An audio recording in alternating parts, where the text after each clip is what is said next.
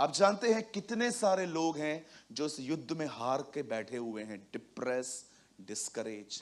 लेकिन जिस व्यक्ति को आप देख रहे हो ना, वो करेज में है। वो इसीलिए करेज में है क्योंकि वो लड़ रहा है।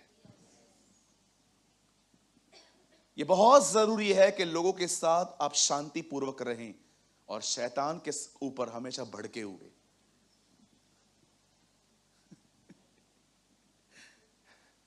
हम उल्टे हैं, हम शैतान के साथ बड़े शांतिपूर्वक और लोगों पे बड़े भड़के हुए।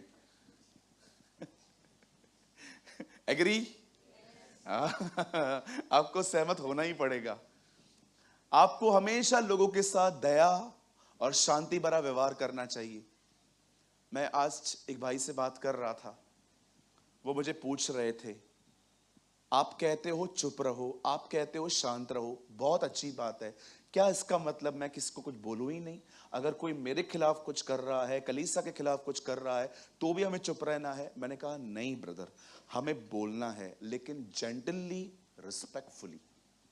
और अगर उसके बाद भी वो नहीं समझते, बाइबल बताती है एक पाखंडी को एक या दो बार समझा के उससे अलग हो जाओ।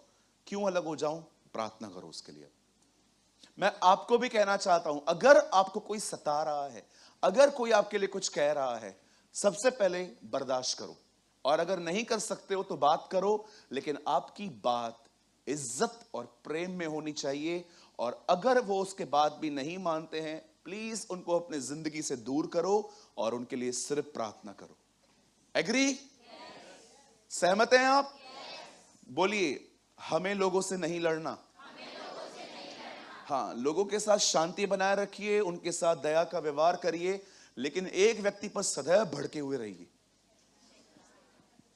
हमेशा उसको आसपास भी देखो तो हाथ पैर चलाना शुरू कर दो। अगर फील भी होना वो इधर ही किधर है, खड़े हो जाओ। क्या है रे? Why you are here? हाँ, तू तो आयो किए? ओ, 2 दिन पहले मैं पूना में था, मैं आपको बता नहीं सकता जो मेरा युद्ध हुआ उससे, जो मेरी लड़ाई हुई, मैं आपको बता नहीं सकता। रात भर मैं उसको अपने कमरे से भगाता रहा। और थोड़ी सी भी इज्जत नहीं है, बोल रहे हैं तो जा। एक होता है ना, एक होता है, थोड़ा दिमाग होता है, एकदम वो बेइज्जत व्यक्ति है, बगैरत है बिल्कुल। उसको कितना भी बोल दो, जा जा जा जा जा। मैं बाद में सोच रहा था, मैं जा जा क्यों बोल रहा हूं, मैं वचन क्यों नहीं बोल रहा हूं। कई अपने पास वाले को, शैतान पे सदैव भड़के हुए रहो। हाँ, बोलो उनको, मुझ पे भड़कने से कुछ नहीं होगा। है ना? लोगों के साथ कैसे डील करनी है? बोलो, इज्जत, प्रेम से। हाँ, कोई कुछ कर रहा है, ब्रदर शुभम आप कैसे हैं? मैं ठीक हूं भैया। सब बढ़िया? हाँ ब्रदर, सब बढ़िया। भैया कुछ बात करनी है आपसे। हाँ हाँ भैया बोलो। भैया मैं सुन रहा हूं कि आप ऐसा कर रहे हैं, ये ठीक है? भैया अभी मैं क्या करूं? नहीं नहीं ब्रदर, क्या करूं इज नॉट आंसर ना। ये ठीक है क्या ब्रदर? ब्रदर है तो गलत। ब्रदर आप मत करिए ना, ये आपके लिए भी अच्छा नहीं है, चर्च के लिए भी अच्छा नहीं है। ओके, एक बार समझाया मैंने, फिर मुझे कंप्लेन मिल गई है। अब मैं इससे थोड़ा सा टोन चेंज करूंगा। शुभम, हाँ क्या बात है ब्रदर, इतना आपको समझाया मैंने, उसके बाद भी आप नहीं समझते, गलत है ना ब्रदर, ये गलत है ना ब्रदर? उसके बाद भी नहीं समझ रहा, और दुआ करो। अब बहुत सारी चीजें नाराजगी बताए, डू दिस, लेकिन आप एग्रेसिव हो गए। इधर आ, इधर आ, इधर आ, इधर आ।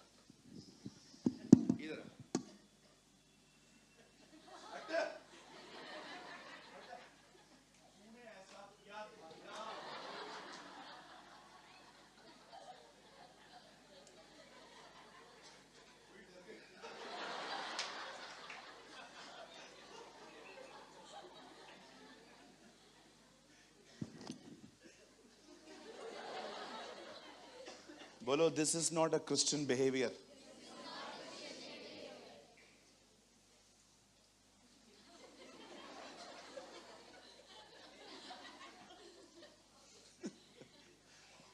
कौन है ये पीड़ित, इतना हंस रहा है? हालेलुया। बोलो यीशु मसीह की।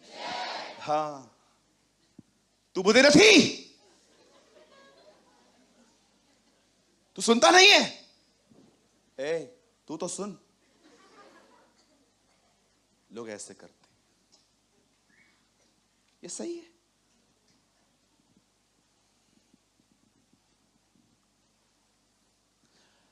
दुआ करो, रिजल्ट मिलेगी।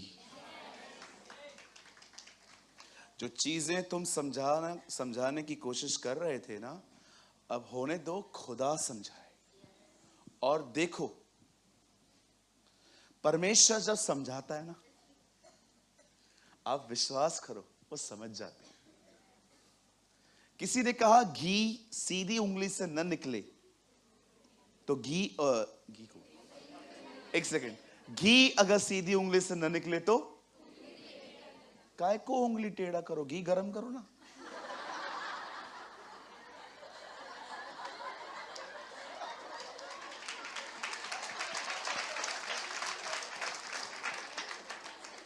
बेवकूफी से मैं एग्री नहीं होने वाला है। कुछ भी बोल दिया किसी ने, हा नहीं। घी अगर सीधी उंगली से नहीं निकलता है, घी को गरम कर। हर जगह उंगली करने की क्या जरूरत है?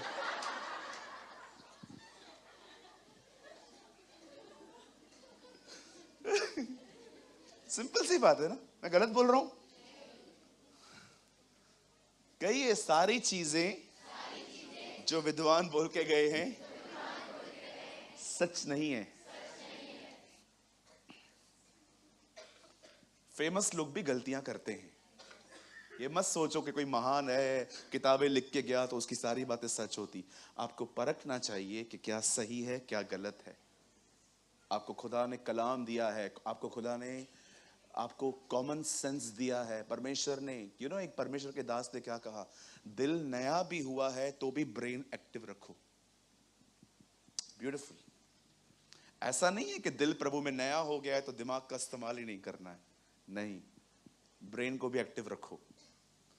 कहां कहां पर स्पिरिचुअल नहीं, कहां कहां पर कॉमन सेंस यूज होता है। ये जो बातें मैं आपको बता रहा हूं ना, मैंने संदेश शुरू ही नहीं किया है, मैं सिंपल कॉमन सेंस की बातें कर रहा हूं कि जब हम लोगों से समझाएं तो हम उनको कैसे समझाएं, प्रेम से, हम्बली, जेंटली। नहीं समझते हैं, आप मत लड़ो, परमेश्वर को आगे कर दो, वो खुद ही समझाएगा, है ना। प्रभु से बात करो, प्रभु मैंने बहुत माथा फोड़ी किया है, अब मुझसे नहीं हो रहा है, अब तू देख ले। और याद रखिए, वो जानता है कौन सा नस कहां पकड़ना है ना। बाइबल बताती है उससे याकूब की नस को पकड़ा। अब बड़े ध्यान से सुनिए, बाइबल कहती है आज से बहुत साल पहले खुदा के लोग बंदी, इट मींस गुलाम थे। कहिए गुलाम। सेवक को पे किया जाता है, गुलाम को कोई पेमेंट नहीं मिलती। आप जानते होंगे बाइबल में गुलामों का बहुत जिक्र है। वचन कहता है कि कोई भी गुलाम इजरायलियों के घर में रहता था तो उसे 7 साल के लिए रखते थे, और 7 साल के बाद अगर वो विलिंगली, बड़े प्रेम के साथ अपने स्वामी के साथ रहना पसंद कर रहा है तो वो रह सकता था। उसके बदले में उसको यहाँ पर जो एक होल किया जाता था और वहां पर कुछ पहनाए आते थे, तो बॉस को बोलते थे मैं रहना चाहता हूं आपके साथ। तो बॉस उनके कानों को ठुकवा के वहां पर एक रिंग पहनाते थे। इसलिए पौल कहता है हम उसके दास हैं, हमने उसके साथ प्रेम में रहना पसंद किया है। आमीन। परमेश्वर की सेवा प्रेम में होनी चाहिए, न कि दबाव से। अब सुनिए, जब खुदा के लोग गुलाम थे फिरौन बादशाह के अंडर में, लॉन्ग स्टोरी शॉर्ट कर रहा हूं, मुझे पता है ये इतिहास आप बहुत अच्छे से जानते हो, और अगर आप हमारे कलीसिया में कंटिन्यू आते हो तो आपने अक्सर मुझे ये बातें करते सुना होगा। परमेश्वर जब इजराइलियों को देखता है कि वो लोग गुलाम हैं, और आप जानते हो 400 साल तक प्रभु ने कहा था, 430 साल हो गए, 30 इयर्स क्यों एक्स्ट्रा हुए, इसके ऊपर मैं कभी फिर प्रीच करूंगा। जब परमेश्वर फिरौन के सामने मूसा को बेचता है, मूसा अपने हाथ में एक लकड़ी, जो एक अथॉरिटी के तौर पे वो वहां पर जाता है। एलिशा के पास भी रॉड होती थी। रॉड जो होती है ना, जो लकड़ी होती है, वो अधिकार को दर्शाई जाती है। कई अधिकार। आप में से कितने लोग के बात जानते हैं, खुदा ने आपको सांपों और बिच्छुओं को रोकने का अधिकार दिया है। शैतान आपसे डरता है, शैतान आपकी अथॉरिटी से डरता है। बहुत सारी चीजें ऐसी हैं जो आपको नहीं दिखाई देती। आपको पता है, रिसेंटली मैंने एक जगह पे प्रीच किया था, आई डोंट नो आप में से किसने सुना है कि नहीं। यहां देखिए, आप जानते हो जिन दिनों में यीशु मसीह मारे गए, उन दिनों को कहा जाता है पास ओवर। कहिए अपने पास वाले को, पास ओवर। हाँ, क्या पास ओवर? आप जानते हो जिन दिनों में इजराइली अपने घरों में बंद थे और खुदा ने कहा था आज की रात मैं हर मिस्र के पहलोठे को मारूंगा, तब उन्होंने अपने घर के ऊपर एक चौखट पे ब्लड लगाया था। ये ब्लड दर्शाता था this house is dedicate to यहोवा, ये घर खुदा का है। और वहां से जब मौत पास हुई थी, वो मौत इजराइलियों के घर में नहीं गई थी। इसीलिए कहा जाता है पास ओवर। उस दिन मौत दरवाजे से गुजरी थी, पर मौत ने उन्हें नहीं छुआ था। आपको नहीं पता है, यीशु के लहू जिस दिन आपके सर पे लगा है, कितनी सारी चीजें हैं जो आपके जीवन से गई हैं, पर कोई आपके जीवन को छू नहीं पाया। क्यों? कि उसके लहू ने आपको बचाया है। ओ, कितनी बार कोविड आपके घर से गुजरा और कोविड ने पढ़ा नो एंट्री। ये नो एंट्री नहीं थी, this is the blood of the lamb. ये मेमने का लहू है। मैं हर दिन आपको बताना चाहता हूं, हर दिन जब घर से निकलते हो ना, एक खून का गीत जरूर गाया करो। ब्लड। रेनॉल्ड बॉन्के ने अपने जीवन भर ब्लड का प्रचार किया। He preached the blood of Jesus. जब घर से निकलते हो ना, ओ गीत गाते गाते निकलो। तेरा लहू मुक्ति देता है, तेरा लहू शांति देता है, मैं जब भी गिर जाता हूं वो मुझे उठाता है। आमीन। आप जानते हो, बाइबल बताती है उस रात जब मिस्र में बहुत सारी विपत्तियां डाली गई और आखिर परमेश्वर ने वो वहां से उनको निकाल ले आया। अब मेरा एक सवाल है यहां पर, जब इजराइल के लोग वहां से निकले तो वो कहां जा रहे थे? कनान क्यों जा रहे थे?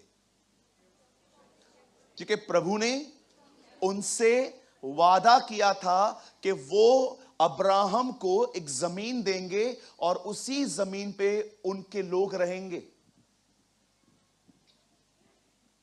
बड़े ध्यान से सुनिए, ये बैकग्राउंड था। मैं फिर से दोहरा रहा हूं क्योंकि मुझे लग रहा है आप में से कुछ लोगों के अंदर ये नहीं गया अभी भी। I feel in my spirit.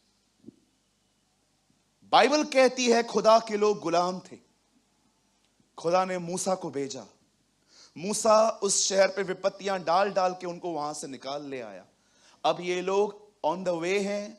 अब ये लोग अपने देश, प्रतिज्ञा किए हुए देश जिसका नाम कनान था, प्रॉमिस लैंड, ये वहां जा रहे थे। अब मेरा एक सवाल है, परमेश्वर ने उनसे वादा किया था जिस जमीन पे आज भी जंग चल रही है, आज भी देखो उसी जमीन पे सारी प्रॉब्लम है। वो कह रहे हैं हमारी, ये कह रहे हैं हमारी, ये कह रहे हैं हमारी। आज भी उसी टुकड़े के लिए पूरे मिडिल ईस्ट को डिस्टर्ब, आज पूरा डिस्टर्ब है मिडिल ईस्ट। सुनिए, जब वो उस जमीन पे अंदर जाने ही वाले थे, आपको पता है उस जमीन पर ऑलरेडी कोई बैठा हुआ था। वो जमीन जो खुदा ने वादा किया था अब्राहम के वंश को कि मैं तुम्हें जमीन दूंगा, उस जमीन पे ऑलरेडी कोई बैठा हुआ था।